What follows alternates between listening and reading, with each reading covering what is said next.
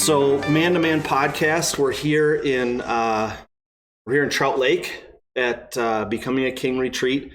This is the end of day 3. So the retreat is basically 3.5 days long, right? Or two. It's actually 2.5 days if you add it all up. But 3.5 days. We started Thursday. This is the end of Saturday. We have one more session tonight. I'm here with Michael Bucker. You're from Arkansas, yes, as you know, yep. And you drove all up there. So,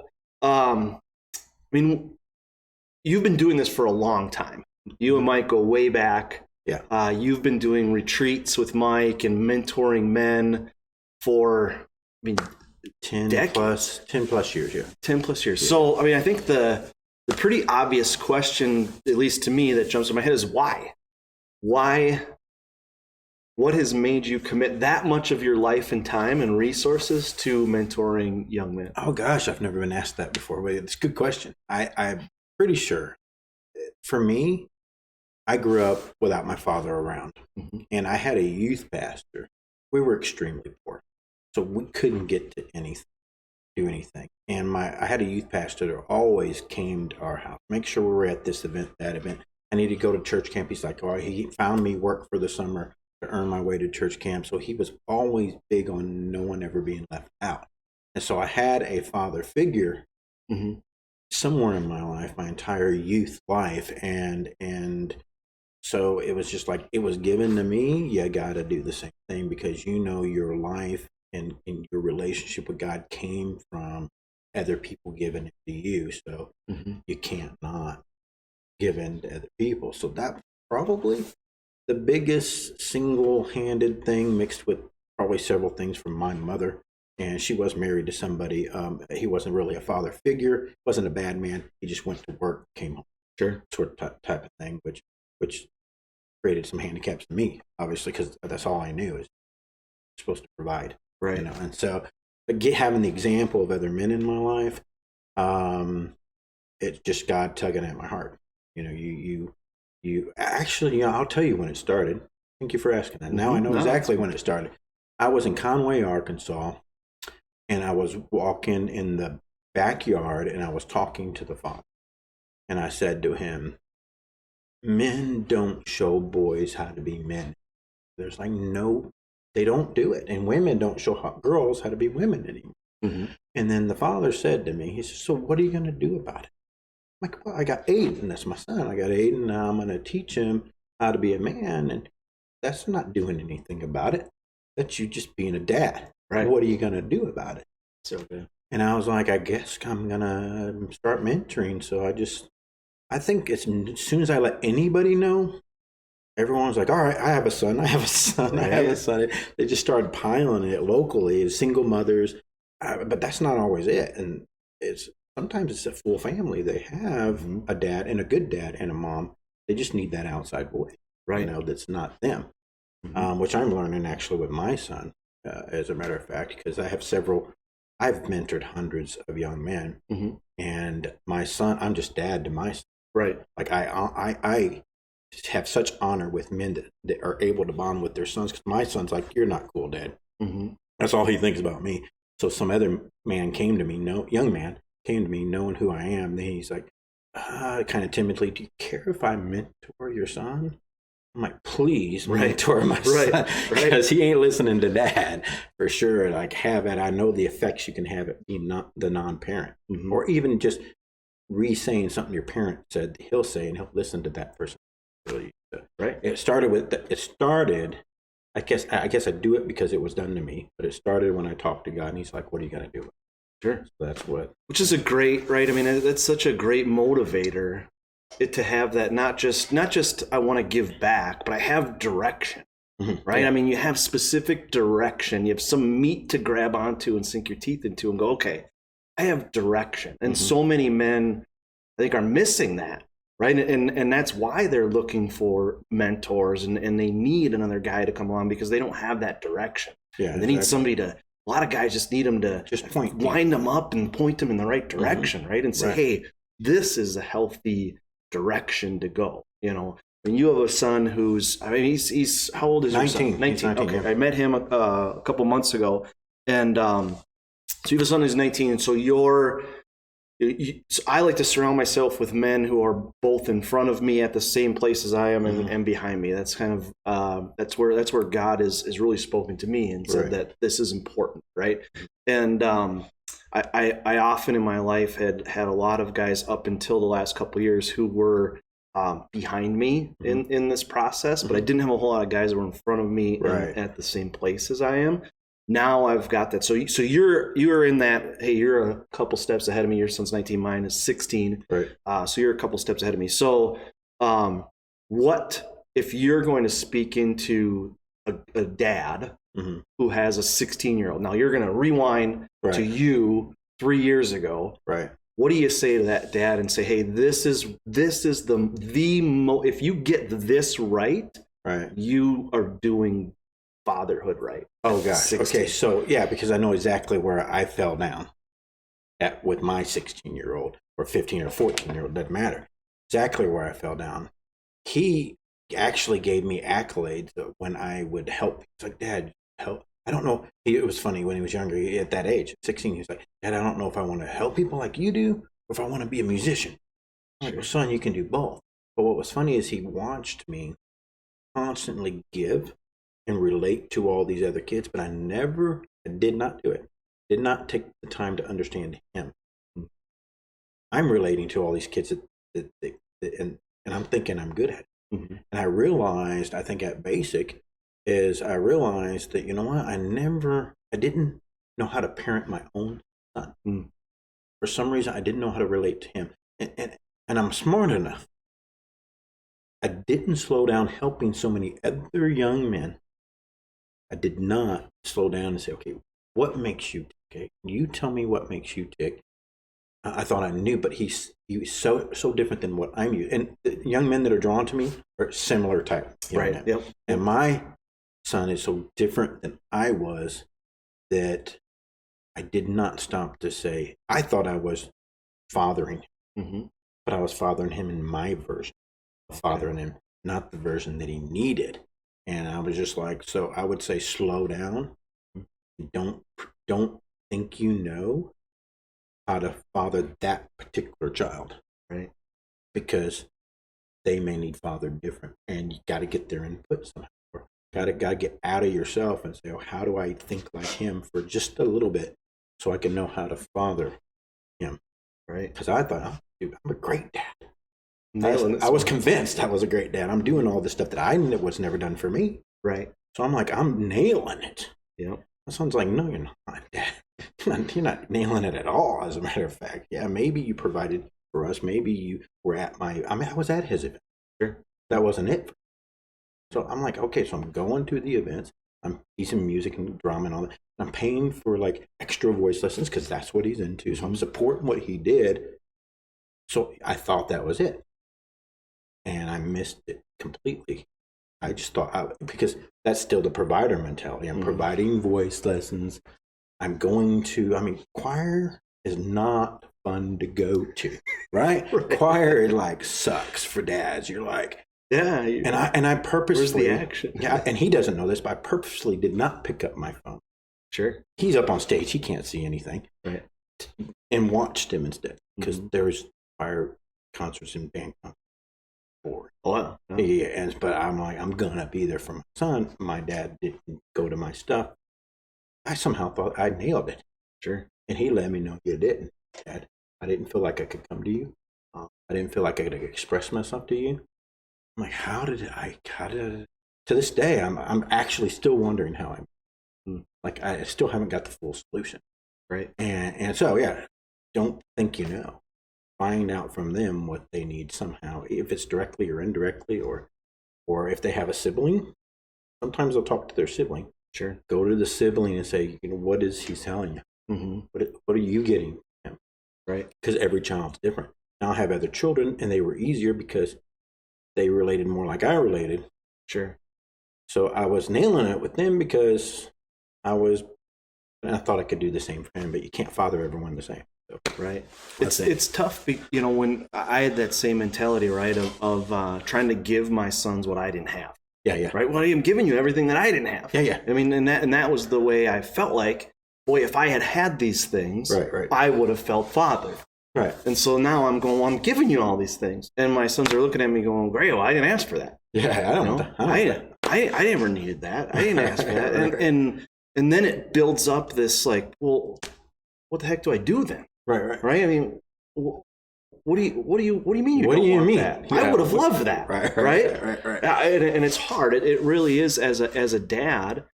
Then you have to throw away the whole playbook and now what? Right. And like you said, dig into in their heart and figure out, okay, then what do you need?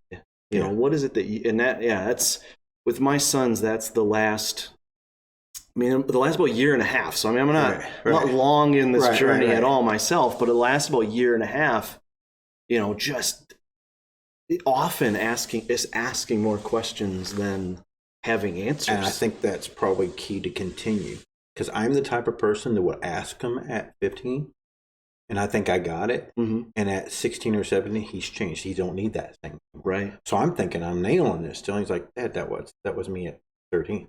Right. I don't need that anymore.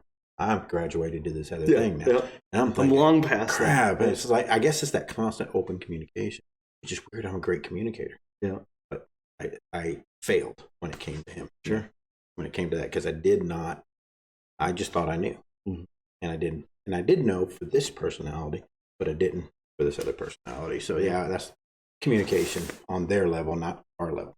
Which, again, you know, part of what we've been, one of the things we learned about this weekend, right, is the different styles of relating. And you know, and Morgan talks about how Jesus utilized all these different styles of relating based on the situation and who he was talking to. And that's almost the way you have to be with kids, and you're relating to where they are at that moment. And then they might need something different at the next moment. And to be able to flow from one style to another like that. I think that's why moms are so good at it. Yeah, because they're good at that. I watch my wife, and I'm like, come on, how do you do this? So like, she thinks of things and she says it, and I'm like, how did I not think of that? Yeah, and to her, it's just normal. They're so relational. Yeah. And I fight it. Really, I racked my brain for the perfect thing to say, and then you just blurted it out. Yeah, like, and then maybe that's another key. Maybe go to you if it's someone that has a wife. Maybe ask her too. Maybe ask the sibling. Ask your son himself. Ask the sibling and ask the mom. Right. Because there's 3 different views, and you probably need 3 different. Right. You know. That's good. Yeah.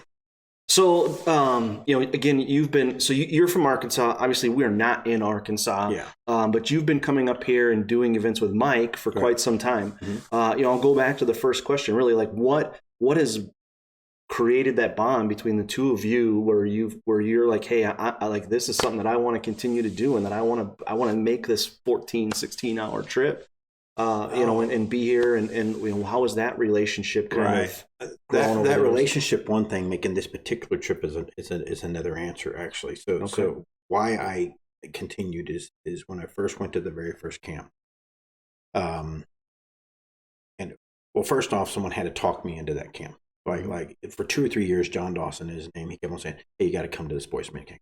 Do it. And then he knows my weakness. So one year he lied to me, and he said, "Mike, man, we're short. Man, we're short adults. Man, we don't have enough like staff." Sure. And I'm, oh yeah, okay, I'm in. I'm coming. Fill that gap. Can't not have your camp, right? Even though I didn't want to come to it. And so I came, and Mike's leadership was cool, because and this is what, well, several things got me stuck, but it was Mike led by letting God lead. Sure. He didn't necessarily think he had to control any one service. And I'd never seen that before. Usually it's sing 3 songs, do this, pick up the offering if you're in church. It was so structural. And Mike he was the leader of the whole thing. He could start and shut down anything at any point, but he actually let God speak through different people at any given moment, and it was something a little bit out of the ordinary for me. Now, coming to this particular session, and this is where I would encourage someone on the becoming a king. I went to basics. Yep. I got very little out of basics, which was weird, because so many people get so much out of basics, right? And I think I got to attend another one.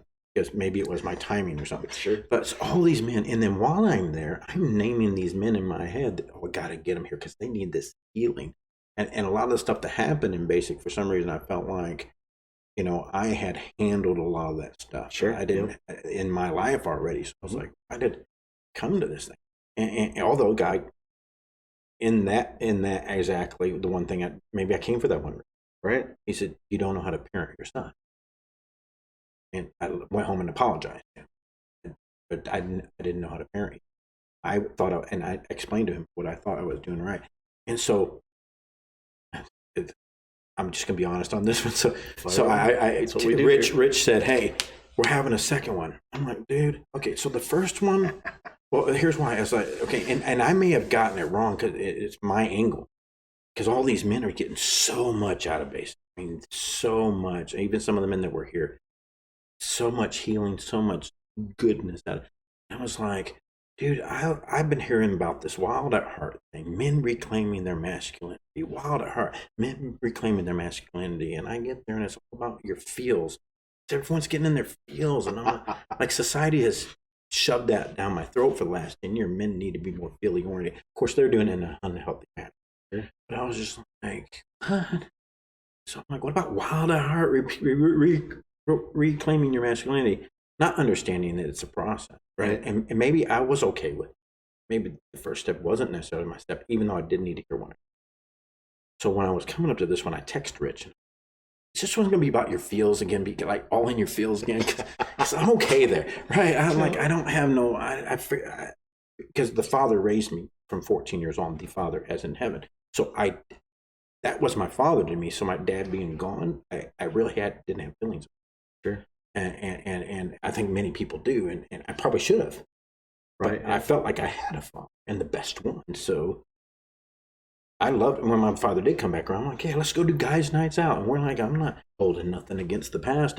And that was just me, and that's just me individually. Mm-hmm. And then I was just like, so I really didn't want to come, tell you the truth. So I said to myself, you really don't want to go.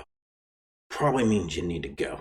Probably need to go because you it's don't. Good to know yourself, right? Yeah, you probably need to go. The fact that you don't want to go, because I learned how the enemy works a long time. Sure.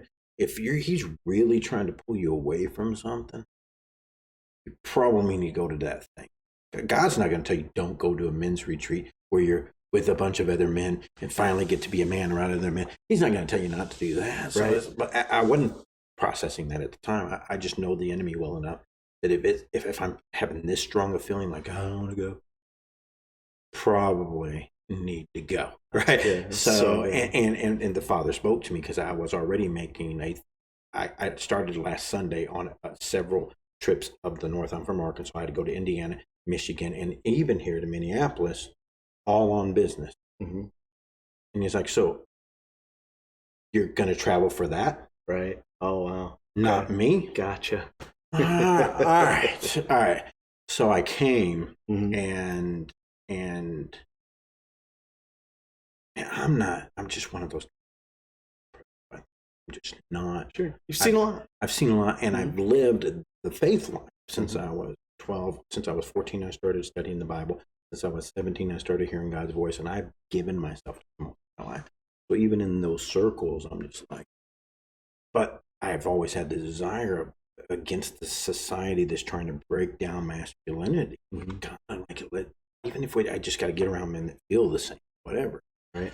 And so I came to this one, and I'm like, all right, see what's gonna happen. More feelings. Yeah, maybe I didn't know. I said maybe it's not. Yeah, I don't know. Yeah, sure. And there was a little bit of that in there, but God is just like wrecking me the entire time and wrecking me in a different way. I'm not a teary up guy, sure, no, but I still have tons of feeling. And he's just like, you need to fix this. And you need to get it. For me, he said, you have to hand me your business. Ooh, that's a tough. Like I've been working like 60, 70 hours a week right now. Yeah. And he's like, so you've done okay. Why don't you dial it back to about 30 hours and then hand it? I feel like I need the 60. I'm like, I'm going to hand you. Now I know him well enough. Yeah. What can I do? Right. He says, here's what I need you to do. You've handed me so many parts. guess what you're really like stressed out about? My business. Mm-hmm. So hand it. Matter of fact, once you get up earlier, and you usually get up 6 a.m. That's what I got to do. I'm doing it right here. Now I'm accountable, right? He's like, you got to get up at 6 a.m. and give me 2 hours and 40 minutes. That's 10% of your day. Okay. Tithe your day to me. Sure. And I'll give it back to you, like he was saying. Yeah. And he's like, 2 hours and 40 minutes. Now, I had a time in my life where I was 17 years old. This is a different story in itself. Maybe we can talk about it sometime. But where God had me, and I did it, and I wanted to do it. I prayed 6 to 8 hours a day, every day. Wow. There's all kinds of stories. Sure, I bet. And then so he's like, look, you used to do 6 or 8 hours. Yeah, but you were pushing the buttons. And so he's like, you can do 2.5 now. Wake up every day, give me the first 2.5 hours of your day. It's 10% of your day for 24 hours. Now watch and give me your business. Hand it over to Amber, my new employee, but she's brilliant. Hand it over to her. Give her the brunt of it. She's brilliant enough to take it. You don't have to be all hands. Sure. But talk to her on the way home. She's going to be ecstatic about it. By the way, he's already told me. Take a step back of your business. Is pretty important to build it right. I'm at the building. Like, while I'm at the foundational stage, Dad, did Father, while I'm doing the foundation, he's like, yeah, hand it to her. But you're handing it to me by handing it to her. Sure. And watch what I do. Wow. It's just like, all right, I have to go back to bologna sandwiches. I just now graduated to turkey sandwiches, so I have to go back to bologna sandwiches. This is on you. But I've never not given him anything. So, this is something I have to give him. Right? So it's just like, you told me that you were building this business to bless people, and I am. Mm-hmm. The whole reason for my business is bless people. So why don't you give it to me? Since that's your purpose. See how I grow it. So, plus, you're doing it so you can spend more time with me. How about start spending more time? And then let me grow. How about instead of growing it to spend more time with me, spend more time with me and let me grow it. Just so good. Get your hands on. Yes, sir. Yes, sir. Right. Yes. Yeah. So hopefully we get to have another little session, and I can sometime down the road, and I can tell you what happened off of that, because I'm literally going to do it. Good. At a time that I don't want to let go, because it's like sensitive. Mm-hmm. I'm still at the foundation. God, because I grew it really fast in about 18 months. And it's time to slow down and like secure the foundation. Right. Like, you want me to step away while the foundation needs secured? Yeah.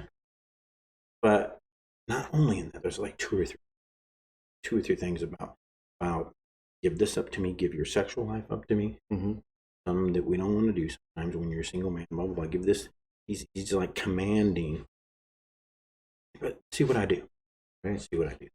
And it's the most impactful part so far is listening. Well, everything. I've gotten nuggets out of everything. Sure. But listening to the other men's stories. You find out that God's going to tell you what to do by hearing they think they're just sharing their story. Right. Then God gives you answers. Like, we had a guy in our group that he's lived a pretty good life. His struggles are not the same as people who's had a rough life struggle. And he didn't think his story was that significant because he hadn't had the struggles as the rest of it. I've made more notes of his session than I had 2 days, because God's like, well, you need that, you need that, you need that, you need that. You need. Right. I'm like, and then in some of the other sessions, like, okay, now I'm going to use, tell them this, tell them that, tell them that. For me, because of the way I'm made up, I love when he starts to correct me, uncomfortably correct me, because I know he's after something. Right. Right. I love even more when he allows me to speak to somebody else, because that's my gravy. Like helping anybody in any way and stature, because he's built me. He carved me out to want to give an answer to someone that gets them a little bit further out of darkness and into light. Destroying the darkness in any way that I can. Sure. Yep. Spitting in Satan's face for somebody in any little way I can to help them in any that that's motivates. Sure. So yeah, it's good. The story groups here are an interesting thing because it feels like they're here for the person telling their story, but it's really a two-way street. I mean, Morgan says, actually John Eldridge said it in one of his books. He says you don't truly know a man until you know a story, right? And that is getting the opportunity to really know other people, but also to know yourself through their stories. That's one of the things that Morgan, when he talks to the leadership of this retreat, he says, hey, the stories are for that person to tell, but what you should be asking yourself is, what in your story is for me, is speaking to me, because every single man's story has something in yourself that you can go, okay, I need that now. I need to grasp what he's got there. Right. And that's kind of the cool part about the story groups is, for the person telling the story, it feels so good to be able to tell your story and have men listen. Right. For guys that are hearing the story, it's so neat to get little things from those stories. So yeah, I didn't realize that, because I wanted to tell my story last. Okay. So God told me to tell it first, because I wanted to tell it last. Because of course he's got so you got to do it first. And so I get out there and I'm thinking, okay, here's what I'm going to do. I'm not painting any of the pretty pictures. Okay. I'm going to bring my junk in this one. Like, I've never done this. I bring my junk. Sure. And so I'm thinking I'm bringing my junk, and I'm just like letting stuff, because I need to let something out. Sure. And then in it, I find out this guy was totally inspired by what I'm just taking notes. Yeah, he's like, I'm totally inspired by what you said. I'm like, oh, I thought I was just supposed to confess my ugliness. Right. And that was just like because I needed to release it or something. Sure. And yeah, so it's you're right. It is unique how it's a dual fold thing. That's awesome. So we'll kind of wrap a little bit. The last thing I just want to say is, so you went to Basic in January. You were becoming a king here. You've kind of gone through that. So if you could go back to Michael when you were first asked if you should go to Basic, right? Go back to that guy and give him the sales pitch as to why you at that point needed to start that journey. Oh, okay, good. That's a good question. Okay, because you don't know, right? Because you don't know. Right. You think you know. You think you know, especially if you're veteran in faith. You think you know. And you thought you didn't need it. And foundations are never pretty. Right. Yeah. So you went to Basic, right? You don't think you need it, even after I went. But you can't build on a foundation. You can't build a house unless you have a foundation. Right. Sometimes that's not but the next step, the next part that God's put in the top of it, you can't put it there unless you do that. Right. Yeah. So it's important to have that, because it may not be pretty. It may not. You might not walk away saying, because when you look at a foundation of something, like, oh, that's kind of, can't live in it. It's just flat. Right. Yeah. But if you don't have the foundation, you can't build the castle. Right. And so if I didn't go to that, and if I didn't get the few things that I did get out of it, and now that I went to this, God's like, you gotta do, go back to Basic. Freaking all right. He's like, because almost like I got something there, and then just to kick Satan in the teeth, I'm like, you're not gonna get me not to go to because of that. And I came here and just transformational, and I'm not a guy that's easy transformed. I'm just not. Because I'm a veteran and I figured I got to figure it out. So you got to